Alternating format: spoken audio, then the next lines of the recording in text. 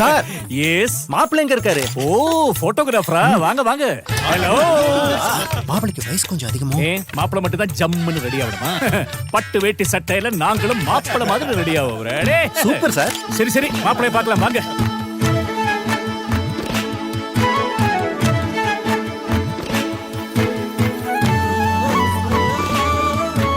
மொத்த குடும்பம் மாப்பிள்ளை மாதிரி ரெடியாகிற இந்த கல்யாணம் ராம்ராஜ் கல்யாணம்.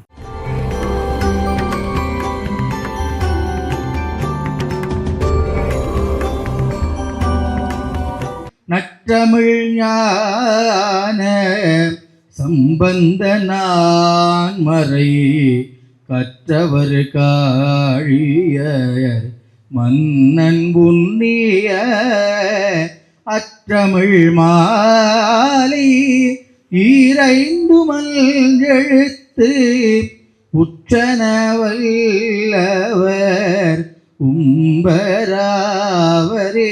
ஜெய் சித்தர். சத்யநாராயண சித்தர் ஆயில்ய வழிபாட்டுக் குழுவின் சார்பில் மாதந்தோறும் நடைபெறுகின்ற ஆயில்ய வழிபாட்டு நிகழ்ச்சிக்கு வருகை சிறப்பித்திருக்கின்ற உங்கள் அனைவரையும் வருக வருக என வரவேற்பதில் பெருமகிழ்ச்சி அடைகின்றேன். இது 153வது மாத ஆயில்ய வழிபாட்டு நிகழ்ச்சி. பக்தியாக, சிவநெறியாளராக, சிவத்தோட்டு புரியோராக தமிழகமெங்கும் மிக அருமையாக உரை நிகழ்த்தி கொண்டிருக்கின்ற அருமைக்குரிய தமிழ்ச்செல்வன் புலவர் வி. ராமமூர்த்தி அவர்களை அன்போடு இந்த சித்தராசிரமத்தின் சார்பில் வருக வருக என வரவேற்பதில் பெருமகிழ்ச்சி அடைகின்றேன். இன்று சிறப்பு சொற்பொழிவு நிகழ்த்த தர்மபுர ஆதீன புலவர் வி. ராமமூர்த்தி ஐயா அவர்களை பணிவோடு கேட்டுக்கொள்கிறேன். சித்தர் பெருமானுடைய பொன்னார் திருவடிகளையும் மணமுடி மெய்களால் வணங்கி அடியவனுடைய உரையினை தொடங்கலாம் என்று கருதுவேன். சித்தர் பெருமானுடைய அந்த வளாகத்துக்கு உள்ளே வந்ததற்கு பிறகு உங்களுக்கு எந்த துன்பமும் ஒருபொழுதும் சத்தியமா வராது. இது சத்தியஞான சித்தருடைய சத்தியம். இது வாழ்வது பெரிது அல்ல, நான் எப்படி வாழ்கிறோங்கிறது தான் பெரிது. எப்படியும் வாழலாமா? முடியாது இல்லையா? ஒரு மரங்கள் கூட அது அதனுடைய இச்சையில் வளர்கிற பொழுது நம்ம என்ன பண்றோம்? கழிச்சு விடுறோமே, ஒழுங்கு பண்றோமே. ஏன்? அவை கழிச்சு விட்டு ஒழுங்கு பண்ணாதான் அது என்ன பலனை பின்னாலே நமக்கு தர முடியுமோ அந்த பலனை தரும் என்பதற்காக செய்கிறோம். அப்ப எந்த ஒன்றும் இயற்கையால் வளர்கிற ஒன்று என்ன பண்ண வேண்டும்? பக்குவப்படுத்தப்பட வேண்டும், ஒழுங்குபடுத்தப்பட வேண்டும். ஒழுங்குபடுத்துகிற ஒன்றுதான் சிறக்கும். இதெல்லாம் வாழ்க்கையில உறுதியாக கருதி கொள்ளுங்கள். பெரியவாச்சாம்பிள்ளை ஒரு ஞானாசிரியர், உரையாசிரியர் 4000 திவ்ய பிரபந்தத்துக்கு ஒரு உரை எழுதினார். 4000 திவ்ய பிரபந்தத்துக்கு அதுல வால்மீகி மகரிஷி ஒரே ஒரு சொல்றார், தர்மாத்மா. வால்மீகி மகரிஷியினுடைய ஆண்டுகள் ஆயிரக்கணக்கான ஆண்டுகளுக்கு முன்பாக ராமனுடைய கதையை பேசினது இல்லையா? அந்த ஒரே ஒரு சொல் தர்மாத்மா என்கிற சொல்லுக்கு பொருள் இல்லை. கிட்டத்தட்ட 1000 ஆண்டுகள் கடந்ததற்கு பிறகு அந்த தர்மாத்மாங்கிற சொல்லு இருக்குல்ல, அந்த விதை வால்மீகி மகரிஷியினுடைய காலத்துல இந்த மண்ணில் விதைக்கப்பட்டது. அப்படித்தானே? அந்த சொல்லுக்கு பொருள் முளைச்சு வரல. ஒரே ஒரு நபர் வருகிறார். யார்? அவர் தான் பெரியவாச்சாம்பிள்ளை. பல்லாயிரக்கணக்கான ஆண்டுகளுக்கு பிறகு அவர் வந்தவர் அந்த தர்மாத்மா என்பதற்கு ஒரே ஒரு விவரம் எழுதுகிறார். என்ன எழுதுறார் தெரியுமா? தர்மாத்மா என்பவன் யார்? தசரதனை சொல்றார். தசரதன் யார்? தர்மாத்மா. ஏன் அப்படிங்கிறதுக்கு விவரம் எழுதுகிறார். யார் தர்மாத்மா தெரியுமா? யார் ஒருவன் தான் தன்னுடைய வாழ்கின்ற காலத்தில் அறம் சார்ந்த நிகழ்வுகளை எல்லாம் செய்கின்றானோ அந்த நிகழ்வானது அவனுக்கு பிறகும் அடுத்த தலைமுறையில் தன்னுடைய மகனின் வழியாக செயல்படுவது போல் யார் ஒருவன் ஒரு மகனை பெறுகிறானோ அவனே தர்மாத்மான்னு எழுதினார். லியோ ராமலிங்கம் என்பவர் தர்மாத்மா. லியோ ராமலிங்கம் என்பவர் தர்மாத்மா. ஏன்? அவரால் தொடங்கி நடத்தப்பட்ட இந்த அறக்காரியம் அவருடைய பிள்ளையினால் சரியாக நடப்பதனால் ராமலிங்கம் தர்மாத்மா. நீங்கள் வரலாறு எடுத்து பார்ப்பீர்களேயானால் சத்தியஞான சித்தருடைய ஆசிரமத்தில் அதிகமாக பேசிய புலவர் அடியவனாக தான் இருக்க முடியும். அவங்க அப்பாவும் நானும் இதே இடத்துல இரவு படுத்துட்டு இருக்கோம். பொள்ளாச்சி மகாலிங்கம் அருட்செல்வர் அவர்களுடைய பொருள் பின்னணியில் ஒரே ஒரு கல்லூரியில் படிக்கிற மாணவன் இங்கே படித்தார். 3 பேரும் இங்கே படுத்திருக்கிறோம். நான் காலையில் புறப்பட்டு போகிற பொழுது என்னுடைய தலையில் ஒரே ஒரு தென்னை மட்டை விழுந்துட்டு காலைல போகும் பொழுது அவங்க அப்பா சொன்னாங்க, என்ன தென்னை மட்டை விழுந்துட்டு ஐயா, அது வந்து விடப்படாதுன்னு சொல்லுவாங்களே. கிடையாது, சித்தர் பீடத்தில் எது நடந்தாலும் நன்மையே. எனக்கு அதற்கு பிறகு நன்மை நடந்ததே தவிர ஒரு பொழுதும் நான் தீமை என்பதை அறியேன். என்னுடைய வாழ்நாளில் வளர்ச்சியை தவிர தளர்ச்சி என்பது இல்லை. அதனால இந்த பீடத்திற்கு வருகை தந்திருக்கிற உங்களுக்கு உடன்பாடு, எதிர்மறையில் எந்த நிகழ்வுகள் நடந்தாலும் அது வாழ்க்கையில் உங்களுடைய ஏக்கத்திற்கே என்று கருதுங்கள். அதனால வாழையடி வாழையென வந்த திருக்கூட்ட மரபிலே நாம் தோன்றியவர்கள். எந்த நிகழ்வினை நல்ல எண்ணத்தோடு தொடங்கி நடத்துகிறார்களோ அந்த எண்ணத்தினுடைய விளைவுகள் அதற்கு அற்றுப்போகாமல் தொடர்ச்சியாக நடந்து வருகிறது. எந்த ஒரு நிகழ்வும் தொடர்ச்சியாக நடைபெறுவதற்கு நல்ல மனம் தேவை. கண்ணனை பார்த்து கேட்கிற பொழுது கர்ணன் என்ன கேட்டான் தெரியுமா? 7 பிறப்பிற்கும் இல்லை என்று இறப்போர்க்கு இல்லை என்று உரையாத பணத்தை கொடுன்னு கேட்கல, நல்ல மனத்தை கொடுன்னு கேட்டான். நீ கடவுளை மனிதனை நினைந்து சொன்ன, கடவுளை மறக்க வேண்டாம், அவன் வடிவத்தில் தான் யார் வருகிறான்?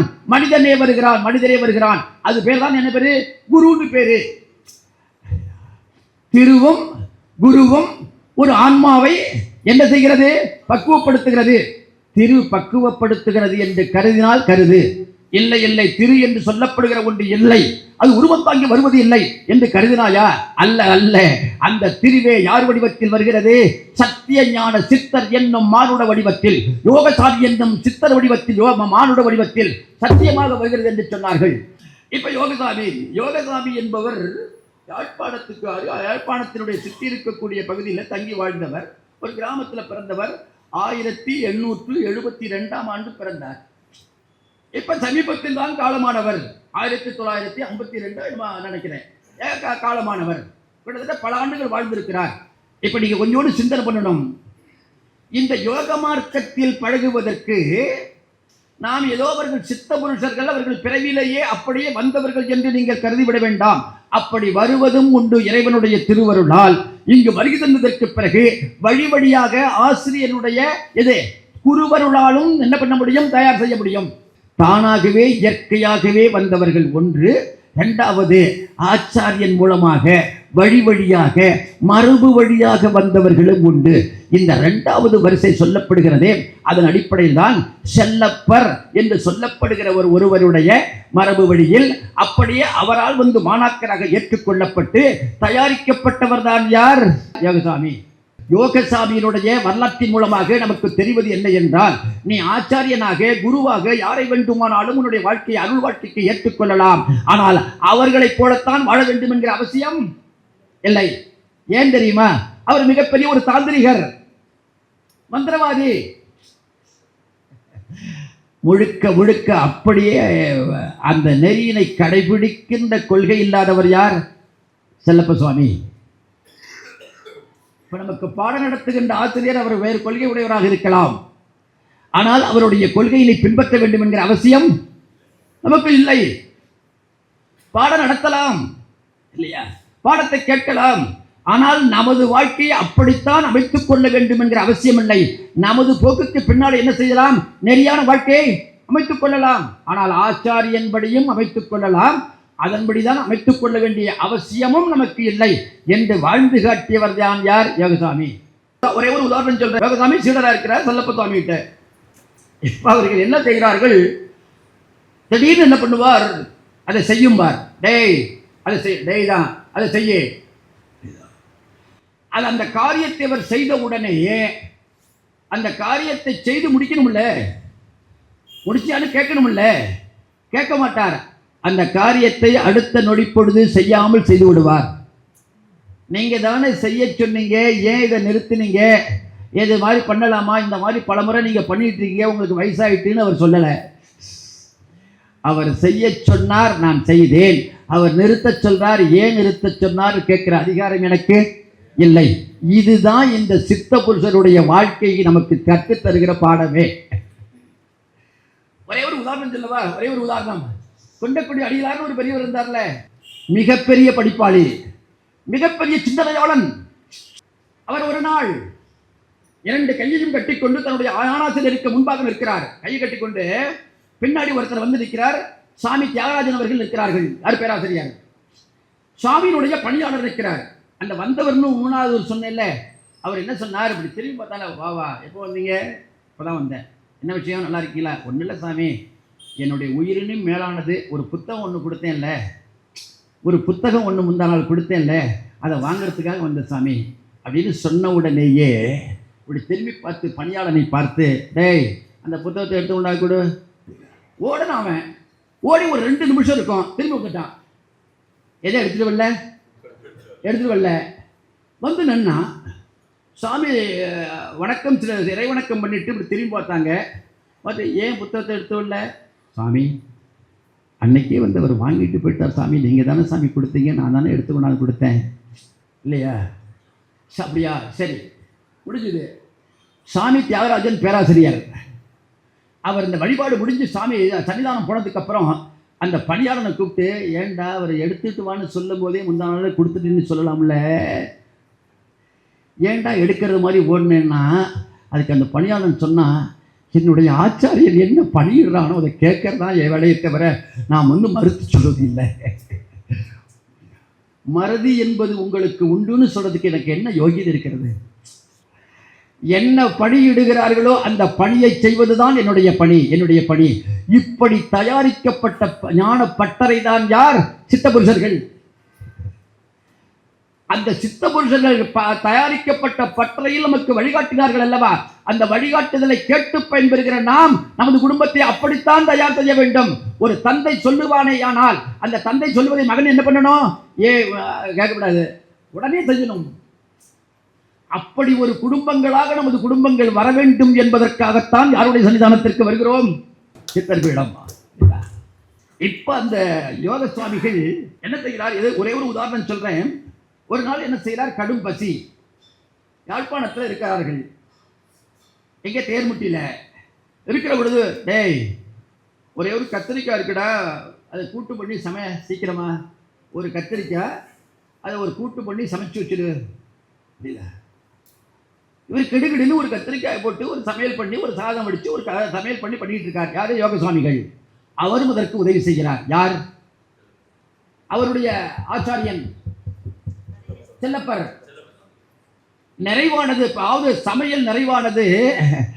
கவங்கவன்னு பசி பசி பசி. யாருக்கு? யோக சுவாமிக்கு. இல்லையா சீடர் இல்லையா, சின்ன பிள்ளை இல்லையா, பசியோடு அதை உண்ணலாம். அதுவும் ஆச்சாரியன் வந்து ஒரு கவலமாக உருட்டி கொடுக்க அதை வாங்கி தின்பதற்கு நாம் எந்த ஜென்மத்தில் புண்ணியம் பண்ணி இருக்கிறோமோ என்று நினைத்து என்ன பண்றார்? அதை வந்து கொடுப்பார் என்று எண்ணுகிற பொழுது என்ன செய்தார் தெரியுமா? பாத்திரத்தோடு தூக்கி வீசி எறிகிறார். ஏன் சமைக்க சொன்னார்? ஏன் தூக்கி வீசி எறிந்தார்? தெரியவில்லை. இதனுடைய ஞான வாக்கியம்தான் பசித்திரு, விழித்திரு. நீ பசியோடு இருக்கிற பொழுது எல்லாவற்றையும் வந்து உள்ளே அடைத்துக் கொண்டு பசியை போக்கிக் கொள்வதற்காக அல்ல, நீ பசியோடு இருப்பதற்கு நீ வந்து தீர்த்து கொள்வதற்கு உனக்கு செய் என்று சொன்னது. அது இல்லாத பொழுதும் அதை ஏற்றுக்கொண்டு என்ன செய்யணும்? விழிப்போடு இருக்க வேண்டும் என்பதற்காக தான். இந்த மனப்பக்குவம் நமக்கு வர வேண்டும். எப்ப வரும்? அறிவுல வந்து உணர்ச்சி வசப்படுகிற பொழுது வராது. எப்பொழுதும் கொண்டு வச்சுங்க, அறிவு வந்து அடக்கமாக இருக்க வேண்டுமே தவிர அறிவு உணர்ச்சி வசப்படுதல் கூடாது. கல்விக்கு அழகு கற்று அறிந்து அடங்கல். ஆரவாரம் அல்ல, ஆரவாரம் உணர்ச்சி அல்ல அல்ல அல்ல அடங்குதல். இந்த இலக்கணம் ஒரு சித்த புருஷருக்கு மட்டுமல்ல, கல்விக்கு அழகு கற்று அறிந்து அடங்குதல். அந்த சித்த புருஷர் என்ன கல்வியினை கற்றாரோ அதன்படி அவர் அடங்கினார். நீங்கள் எந்த அளவுக்கு கற்றிருக்கிறீர்களோ அந்த அளவுக்கு அடங்குவோமேயானால் வாழ்க்கையில் இதை உணர்த்துவதுதான் சித்த புருஷருடைய வாழ்க்கை நடைமுறை. சித்த புருஷர்கள் தான் வந்து எந்த அருள் நிலைகளை எல்லாம் தன்னுடைய மாணாக்கர்களுக்கு செருக உணர்த்தினார்களோ, உணர்த்தியதற்கு பிறகு இவன் பக்குவம் அடைந்து விட்டான் என்று அவரே முடிவு பண்ணணும். நான் முடிவு பண்ணக்கூடாது. அவரே யாரு? ஆச்சாரியனே முடிவு செய்ததற்கு பிறகு என்ன செய்கிறார்? போக சொல்லணும். இப்ப என்ன செய்தார் தெரியுமா? ஒரு நாள் நல்லூர் பெருமானுடைய தேரோட்டம். இந்த தேரோட்டத்தில் எல்லாரும் இருக்கிறார்கள். யார் இல்ல? செல்லப்பர் இல்ல, செல்லப்பர் ஆச்சாரியர் இல்ல. நல்லா கவனிச்சுட்டு வாங்க. இப்ப யார் நிற்கிறார்? யோகசாமி நிற்கிறார். சுற்றி அவருடைய பின்பற்றாளர்கள் இருக்கிறார்கள். இப்ப என்ன சொன்னார்? நல்லூரான் நனையப் போகிறான், நல்லூரான் நனையப் போகிறான். புரியுதா? நல்லூரான் நனையப் போகிறான். சிவா பெருமானே பெருமானே அப்படின்னு சொல்லிட்டு திரும்பி பார்க்கிறார். யார் நிற்கிறார்? செல்லப்பர் நிற்கிறார். எப்படி வந்தார்? எப்படி வந்தார்? அவர் இல்லையே. நல்லூருக்கு யோகசாமிகள் வருகிற பொழுது தன்னுடைய ஆசிரியர் செல்லப்பர் வரவில்லையே. பின்னால வருகிறார்னு யாரும் சொல்லவும் இல்லையே. நல்லூரான் நனையப் போகிறான்னு சொன்ன உடனே அப்படி திரும்பி பார்த்துட்டு சொன்னாரா, டேய் நாயே, டேய் நாயே அப்படின்னு சொல்லிட்டு அப்படியே வெறிக்க பார்த்தாராம். அடங்கி போகிறார். யார்? யோக சுவாமிகள். என்ன பொருள் தெரியுமா? என்ன பொருள் தெரியுமா?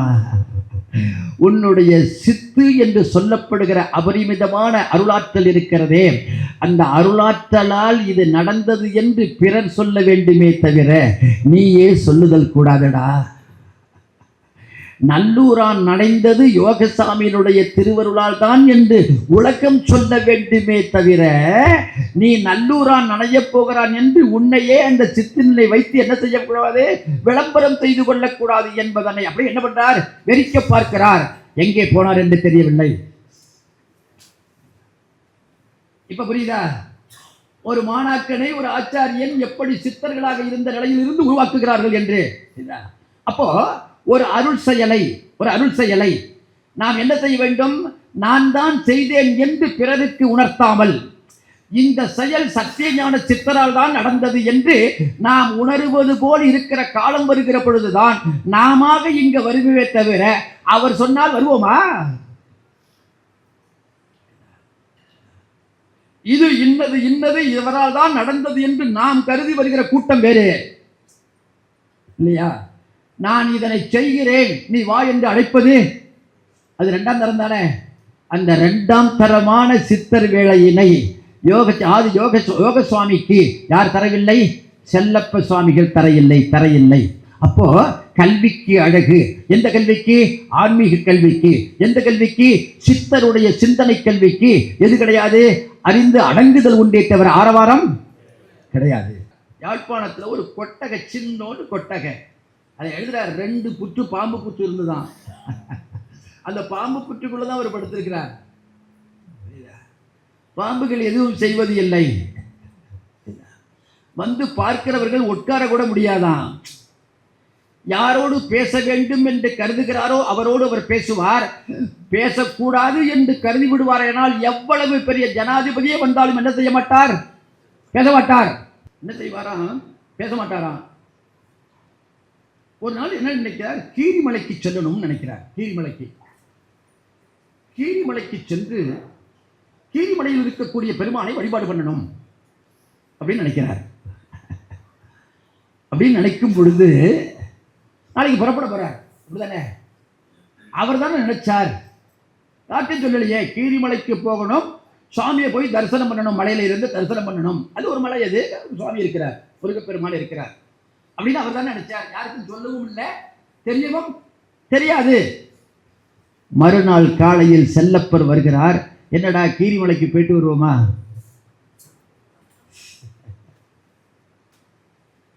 என்னடா கீரிமலைக்கு போயிட்டு வருவோமா? என்ன சொல்றீங்க? தன்னுடைய பிள்ளை நினைத்ததை ஒரு தந்தை நிறைவேற்றி தருவது கடமை அவனது. தன்னுடைய சீடன் நினைத்ததை நிறைவேற்றி தருவது கடமை அவனது. எந்த ஒன்றும் பேச முடியல. தாரதாரையா அழுகிறார். தாரதாரையா அழுது தன்னுடைய ஆச்சாரியனோடு புறப்பட போறார். புறப்படும் போது அந்த சபலம் ஏன் தான் பட்டினியாக கிடப்போம் என்பதற்காக அல்ல. அந்த கீரிமலையின் மீது ஏறுகிற பொழுது பசியோடு தன்னுடைய ஆச்சாரியன் இருப்பார் என்பதனை மனதில் கருதி கொண்ட யார்? யோக சுவாமிகள். ஆச்சாரியனை பார்த்து சொன்னாரா, இங்கேயே கொஞ்சம் உணவு பொட்டலங்கள் தயார் செய்து எடுத்துக்கொண்டு போவோமே. சொன்ன பொழுது என்ன சொன்னாங்களா தெரியுமா சார்? யாரு? செல்லப்ப சுவாமிகள். வேண்டாண்டா, அங்கேயே நிறைய கடையெல்லாம் இருக்க, உணவு கடைகள். ஒரு கடை கிடையாது. கடை இருக்குன்னு சொல்றாங்களே, என்ன சொல்றீங்க சுவாமின்னு கேட்கலாமா? நான் என்ன சொன்ன முதல்ல? கேட்கப்படாதுன்னு சொன்னேன் இல்லையா? அப்ப சுவாமியினுடைய அருள் வார்த்தை இது இருக்குமேயானால் நம்ம எதிர்வார்த்தை பேசுதல் கூடாது என்று எண்ணிய யோக சுவாமிகள் சரின்னு சொல்லி கைகட்டி எந்த பொருளும் வாங்கல போகிறார்கள். போகிற பொழுது இவருக்கு பசி வந்தது என்று தெரிந்த யார்? செல்லப்பர். குழந்தைக்கு பசி வரும் என்று தெரிகிறவள் யார்? தாய் அல்லவா?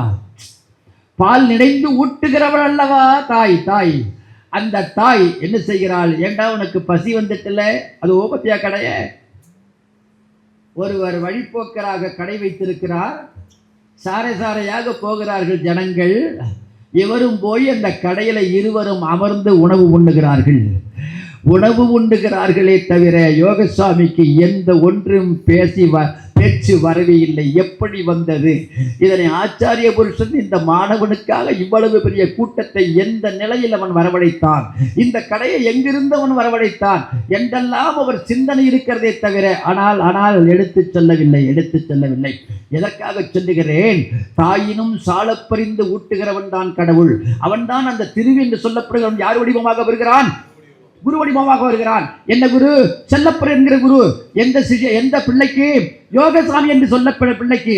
அந்த யோகசாமி செல்லப்பர் என்கிற தாயிடத்தில் வளர்ந்தவர் தான் அவர். தாயினும் சிறந்தவராக இருக்கக்கூடிய சத்தியஞான சித்தருடைய திருவடியில் வளர்கின்றவர்கள் தான் நாம். யோகசாமிகளுடைய மிகப்பெரிய சிறப்பு என்னன்னா, அவர் நாளைக்கு என்ன வரப்போகிறதோ அதை அவரே என்ன பண்றார்? சொல்றார். நாளைக்கு வரப்போகிறதை தெரியாத ஒன்றினை இன்னது உனக்கு நடைபெறப் போகிறது. ஒரே ஒரு உதாரணம் சொல்றேன்.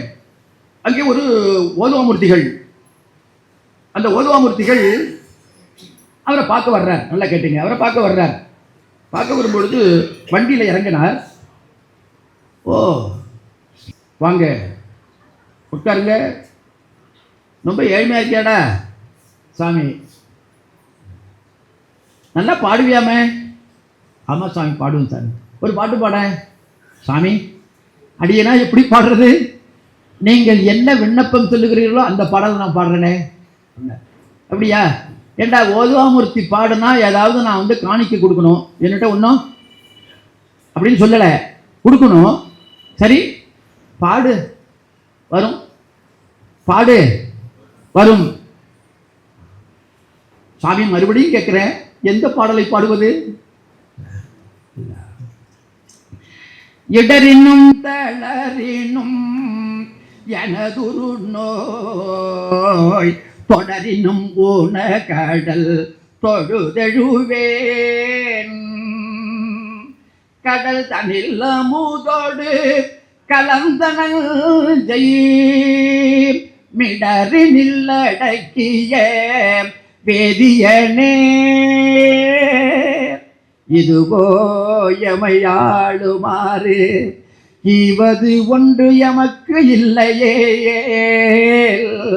அதுவோ புனது இன்னருள் ஆவடு துறை அரணே என்று பாடி முடிச்சார். யார்? அந்த ஓதுவாமூர்த்தி. ஒரு வண்டி வந்து இறங்கியது. அந்த வண்டியில் ஒரு கணவன் மனைவி வந்து இறங்குகிறார்கள். எங்க இருந்து? சிங்கப்பூர்ல இருந்து. இவர் பாட்டை நிறுத்துறார். வண்டி வந்து இறங்கியது. உள்ளே கணவன் மனைவி வருகிறார்கள். வந்த உடனே நமஸ்காரம் பண்ணார்கள். நமஸ்காரம் பண்ணி இப்ப பொற்கிழின்னு ஒன்று கொடுக்குறோம்ல, ஒரு பொன்முடிப்பு, அந்த மாதிரி ஒரு பொன்முடிச்சு சாமியோட திருவடியில் வச்சாங்க. என்னடா இது? என்ன இது? ஒன்றும் இல்லை சாமி, நான் வந்து ஒரு பிரார்த்தனை பண்ணிட்டேன் உங்களை பார்க்க வரணும்னு. என்னைக்கு சாமி கூட்டு வைக்கிறாரோ அது வரைக்கும் என்னால் முடிஞ்ச வரைக்கும் ஒரு நாளைக்கு ஒரு பொற்காசினை வாங்கி இந்த பையில் போடுறதுன்னு ஒரு முடிவு பண்ணேன். அந்த பொற்காசுகள் எத்தனை இருக்குன்னு எனக்கு தெரியாது. இன்னைக்கு பார்க்கணும்னு முடிவு பண்ணிட்டேன். அந்த பொற்காசினுடைய முடிப்பினை சாமியினுடைய திருவடிக்கு சமர்ப்பிக்கிறேன். பொற்காசு முடிப்பினை கொண்டு வந்து சிங்கப்பூர்லேருந்து வந்து அன்றைக்கு திரு ஞானசம்பந்தருக்கு கொடுத்தது. இன்றைக்கு குரு யாருக்கு கொடுக்கிறது? ஓதுவாமூர்த்தி கொடுக்கிறது. என்ன பண்ணார் தெரியுமா? எடுத்து என்ன செய்கிறார்? வச்சுக்கடா. அந்த சிங்கப்பூர்லேருந்து இந்த பெரிய பொற்காசு இருக்கிறார், வச்சிருந்தாரு. அவரை வர சொன்னது யாரு? இல்லையா? அவர் வருவார் என்று இப்படி தெரியுமோ? என்ன சொல்றார்? ஓதுவாமூர்த்தி பாடினால் காசு கொடுக்கணும்டா. நான் எங்க கொடுப்பேங்கிறதுக்கு இல்லை, காசு கொடுக்கணும்டா. கொடுத்தாரா இல்லையா? நாளைக்கு என்ன நடைபெறப் போகிறதோ அந்த ஒன்று நடைபெற்ற அருள் வரலாற்றினால் நிச்சயமாக நடக்கும் என்று நமக்கு உணர்த்தியவர்கள் தான் யார்? அதுதான் யோகசாமி இடத்தில் சித்த யாருக்கு நடந்தது? ஓதுவாமூர்த்திக்கு நடந்தது. ஆக சித்த புருஷனுடைய திருவிளையாடல் நிகழ்வுகள் வாழ்நாள் முழுமையும் இந்த உலகம் உள்ளளவும் தொடர்ச்சியாக நடந்து கொண்டே. குரூப் ஆஃப் 20 நாடுகள் சேர்ந்த ஒரு G20 மாநாட்டின் போது அந்த அரங்கத்தின் வாயிலே நமது பண்பாட்டையும் கலாச்சாரத்தையும் ஆன்மீக பெருமையையும் பறைசாற்றும் விதமாக பிரதமர் அவர்களோட வேண்டுகோளை ஏற்று அவங்க அந்த நடராஜர் சிலையை 27 அடி உயரம் கொண்ட நடராஜர் சிலை அங்கு நிறுவப்பட்டது. நூற்றுக்கணக்கான கலைஞர்கள் இதில் அவர்களோட அர்ப்பணிப்பை அதில் செலுத்தி இருக்கிறார்கள். நமது தஞ்சை மாவட்டத்தை சேர்ந்தவர், நம்ம சுவாமிமலையை சேர்ந்தவர்கள் அப்படிங்கிறது நமக்கெல்லாம் கூடுதல் சிறப்பு. ஏன்னா பத்ம விருதுகள் எல்லாம் மிக உயரிய விருது, அது குடியரசுத் தலைவர் அவர்களின் திருக்கரங்களால் பெற இருக்கிறார். பத்மஸ்ரீ தேவ ராதாகிருஷ்ணன் அவர்களை அன்போடு ஏற்புரை வழங்குமாறு பணிவுடன் கேட்டுக்கொள்கிறேன். இதுதான் நான் முதல் முறையாக நான் இங்கே வருவது.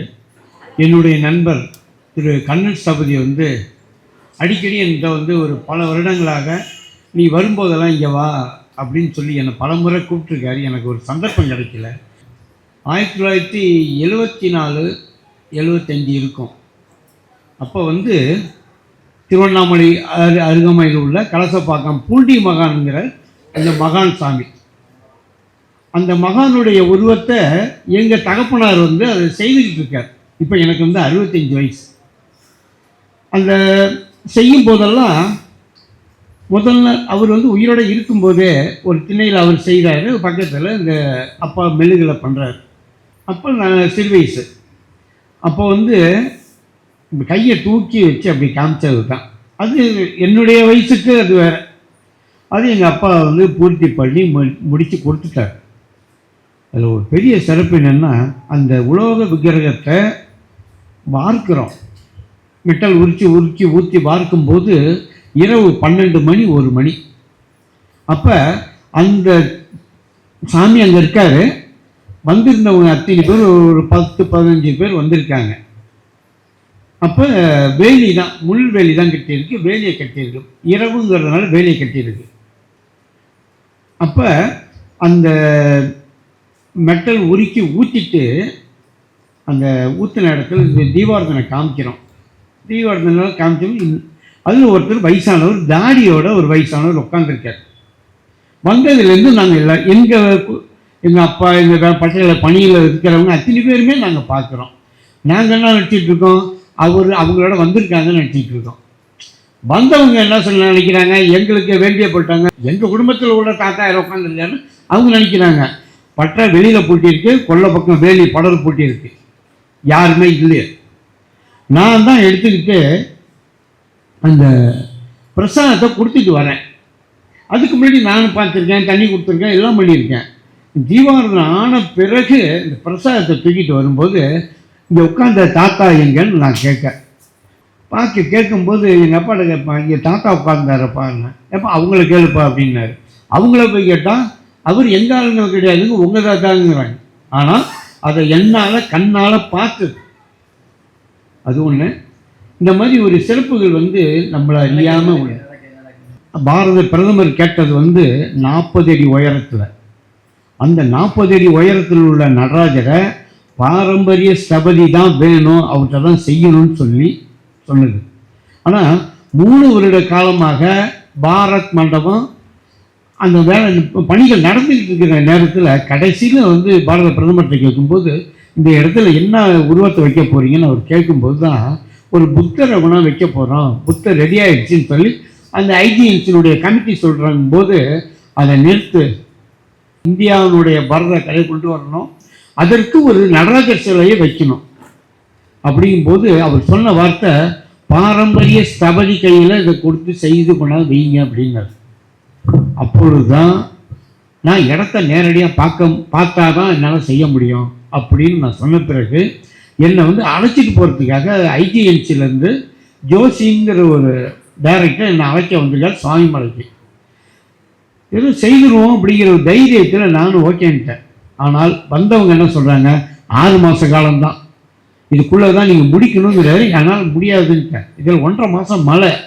சென்று கோயிலுக்கெல்லாம் அழைச்சிட்டு போயிட்டு அந்த கோயில் நேற்று நடந்த கிரிவல கமிட்டி நடத்துகிற இடத்துல நிறுத்திக்கிட்டு என்ன மதியம் ஒரு 12:30 மணிக்கு நீ உத்தரவாதம் கொடுத்தாதான் நான் காரை எடுப்பேங்கிறார். பாரத பிரதமருடைய உத்தரவு வேறு வழியே கிடையாது, நான் இல்லைன்னு சொல்லிவிட்டு நான் டெல்லி போக முடியாதுங்கிறார். கடைசியாக சொன்ன வார்த்தை என்னென்னா, குருநாதருங்கிற முறையில் என்னுடைய தகப்பனாரையும் குருங்கிற பேரில் என்னுடைய கணபதி சபதியையும் மனசில் வச்சுருக்கேன். செய்யறதுக்கு தைரியம் இருக்குது, செய்திருவேன். ஆனால் மேலே இருக்கிற முருகனை வந்து என்னோட துணையாக இருக்க சொல்லி நான் வந்து செய்கிறேன் அப்படின்னு என் வாயால் நாளாக சொன்ன வார்த்தைகள். அப்படியே என்னை கட்டி பிடிச்சாரு, தூக்குனாரு. சொல்லிட்டு நான் உனக்கு இருக்கேன்ப்பா, அவரை வேணா நிறுத்துறேன்பாங்க. இந்த சாமிநாத சாமி என்னோட துணைக்கு இருந்தால் தான் அந்த பணியை பண்ண முடியும்னு நான் எல்லாருக்கும் நேராக சொன்னேன். இன்னைக்கு தன்னுடைய தகப்பனார் எங்கள்கிட்ட அந்த ஆட்டத்தெல்லாம் காமிச்சு, ஆடி அந்த நெருப்பில் நீரில் இதெல்லாம் காமிச்சு கொண்டு போய் நிற்கிறாருனாக்கா இந்த அருள் வந்து சுவாமிநாத சாமி அருள் இல்லாமல் என்னால் பண்ண முடியாது. நிலம், நீர், நெருப்பு, அடுத்தது காற்று வழியாக போய் பார்த்திங்கன்னா அவங்க எங்கோ சிக்னல் வந்தாலும் சிலை தூக்குறாங்க. தூக்கி நிறுத்தும் போது அந்த கால்வதியிலேருந்து சூரியன் உதிக்கிறத 2 கண்கள் தான் பார்த்துது. பாரத பிரதமருடைய கண்கள் மட்டும் அதை பார்த்துருக்கு, அந்த கேமரா வழியாக பார்த்ததுனால.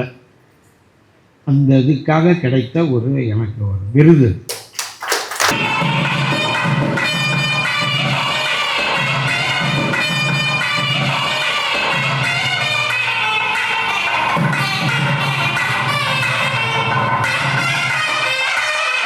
இந்த வீடியோ உங்களுக்கு பிடிச்சிருந்தா லைக் பண்ணுங்க, கமெண்ட் பண்ணுங்க, ஷேர் பண்ணுங்க, சப்ஸ்கிரைப் பண்ணுங்க. அதோட மறக்காம பெல் ஐகானையும் கிளிக் பண்ணுங்க. சார், எஸ், மாப்பிள்ளை எங்க இருக்காரு? ஓ போட்டோகிராஃபரா, வாங்க வாங்க. ஹலோ.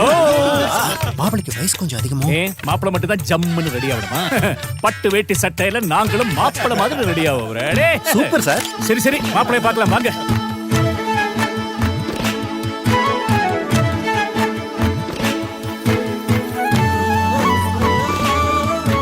மொத்த குடும்பம் மாப்பிள்ளை மாதிரி ரெடி ஆகிற இந்த கல்யாணம் ராம்ராஜ் கல்யாணம்.